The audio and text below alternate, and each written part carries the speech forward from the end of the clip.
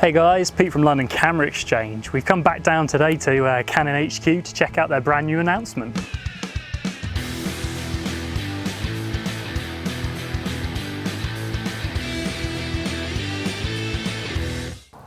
Dave, thanks for seeing us again. Back here to see some new tech from you guys. It's now the 5D series. You've moved on now to what is the next huge leap up to the 5D Mark IV. And where's it come from, and what's inside it? What's changed? Okay, well, there's a lot that's changed on this camera. I mean, the 5 series is really important to us at Canon. It's grown over its years, and the following of this camera has been fantastic. People have really enjoy using this camera, so we have to keep moving things forward. You know, every time we launch a new generation. I mean, so if we go back to things like the 5D Mark II, that was a real game changer for us, especially in its video capability. It really did step things up and move things forward. Then when you look at the 5D Mark III, what really changed with this one was the autofocus system. We put a really powerful autofocus system on there, which made it a great camera for doing landscapes, portrait, as well as sports and actions. You could do lots of different types of photography, and we have moved this forward now with the Mark IV.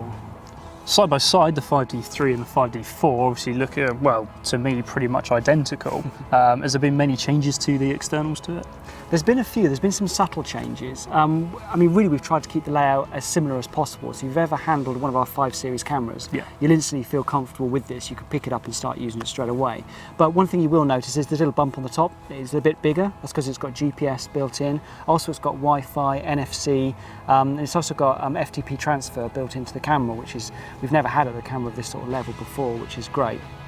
Then if you look around the side here, you might notice there's a new little connector here. So this is for the remote.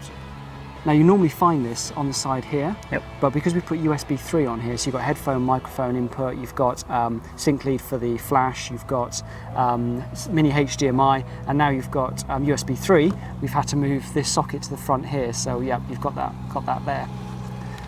Now if we look around to the back of the camera, as I mentioned just now, it's very similar to the 5D Mark III and the 7D Mark II and this kind of thing, so you can pick it up and start using it straight away. But what you will notice is there's a little toggle here, which what I really like about this is that you can customise this button to do various different things. And the way I normally have this set up is I'd have aperture on here, I'd have shutter speed on here. If you push and hold that, you can turn this into ISO. It's a custom function button for speedo shooting, basically. Yeah, so you can change, you can do things like exposure compensation. There's about 5 or 6 different things you can do, and I think it's a really nice thing to use. Other than that, some of the buttons have got a little bit bigger and a little bit flatter to make them easier to use if you're using gloves and this kind of thing. But we've tried to keep it, as I say, very similar to the Mark III. So internally, obviously we've briefly mentioned about the huge leap up. So you've done external, obvious changes to fit in more tech on that side, and obviously in the top there with that tiny little bump, which seems to house quite a lot of technology to be fair. But internally, what's changed there for mainly? Let's go with stills peoples to start with. Okay, I mean internally it's a completely new camera. You've got brand new sensor inside here, so it's a 30 million pixel sensor. It's the latest generation of sensors, so it comes from the same generation as like the 80D and the 1DX Mark II. Okay. So it really is our latest tech on that, which is fantastic. This is also giving you dual pixel Cmos AF, which you use in live view and also in movie capability as when you're shooting movies. The processor inside here is our Digic 6 Plus, so it's our latest processor. And this camera is the first time it's actually got 2 processors. So it's got the Digic 6 Plus, which looks after the image capture, and you've got a separate dedicated Digic 6 just looking after the metering. It's the first time we've ever done this with a camera of this type. And what this does, it gives you greater speed and greater accuracy, which is fantastic for people who shoot in fast-paced environments. Talking of pace, it will run at 7 frames a second. Okay, improvement there. So it's a one frame improvement, and in live view it will shoot at 4 frames a second. So that's a 2 frames improvement over the Mark III, which is great to have that improvement when you consider the megapixels have now gone up to 30 million pixels. The 5D3 had a massive improvement on the autofocus system compared to the Mark II. Has the Mark IV taken on the same status? Well, it has. It's now got the autofocus system, which is almost exactly the same as our 1DX Mark II. Wow. So the 61 point and it's f8 sensitive. which is brilliant, because if you're using this with things like one of our lenses with a 2x converter and this kind of thing, you still get really good autofocus, which is fantastic for a product this type with its, its varied types of shooting. The autofocus is accurate down to -3 EV, so great for low light shooting. I mean, -3 is practically moonlight, so you can still get the camera to autofocus in very, very low light conditions. The metering sensor inside here, which is the 150K RGB IR metering system, which is essentially the same system we've got in our 5DS and 5DSR. You couple this with the autofocus system and you get ITL, so you get an incredibly accurate autofocus system which can recognise objects and compensate for really bright colours and flare and this kind of thing, so it's incredibly accurate. You've obviously added a lot of components and features to the 5D4. Has that affected the weight and the size of the camera at all? The size is almost exactly the same as the Mark III. If anything, we've made this grip slightly deeper, which makes it feel really, really nice and really, really secure. But as far as weight's concerned, it's 50 grams lighter, which personally I think is pretty impressive considering we've added Wi-Fi, GPS and this kind of thing. How we've done this is by redesigning the mirror box that's inside here. So we've done away with a lot of the springs, so we've used a lot of cams and gears, which is very similar to the 5DS and 5DSR. This has helped us to reduce weight. And also, we used to use a lot of stainless steel inside the product, but now we've moved over to using aluminium, which is just as strong and just as capable, but it does give you the improvement of having this increased lightness. As I said, 50 grams. Having a flick through the camera earlier in the menu system, I noticed something new there, which is called Dual Pixel RAW. What is Dual Pixel RAW? Well, Dual Pixel RAW is a really exciting piece of technology that I've never seen before on products like this. And basically what it is it uses the Dual Pixel Cmos AF technology that we have, where each megapixel is split up into two areas, into an A and a B area. Now what Dual Pixel RAW does, it'll look at those two areas on the megapixel separately. And what this does, this gives you essentially a really big RAW file. So say for instance, if your RAW file is normally about 35 meg, this will be about 60 meg. Right. This RAW file, so it's very, very big. But what it does is it gives you the ability to adjust your sharpness and your resolution after you've shot.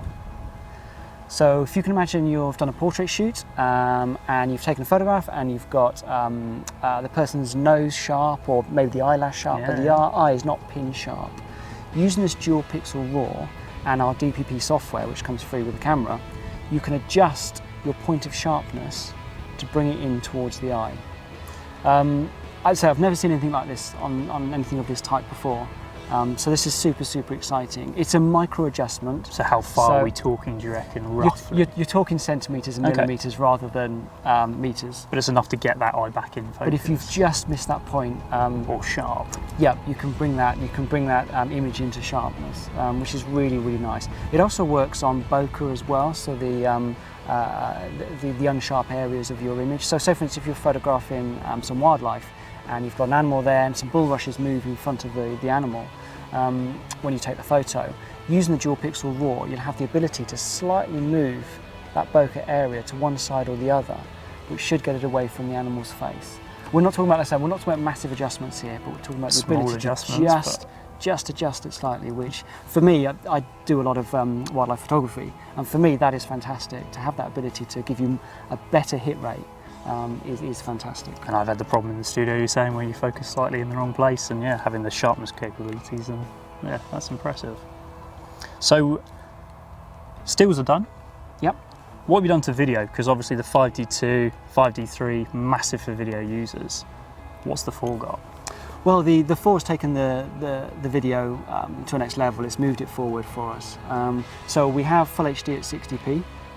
We have 120 frames a second at 720 HD. Okay, but slow-mo. And this one also now has 4K. So you've got the DCI 4096 standard, so it's the full 4K. Yep. It runs at 30 frames a second. You also have microphone and headphone input on here, so you have a very, very capable video product. And the great thing is, now we've added Dual Pixel Cmos AF on here, which is our best live view autofocus system.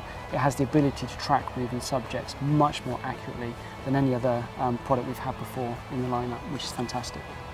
You've changed a lot on the camera. Has anything stayed the same?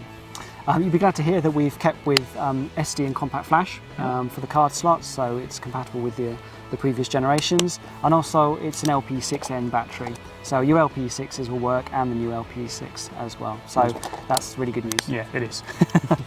One last thing, I was playing around with it earlier, in the menu system I noticed that it was touchscreen.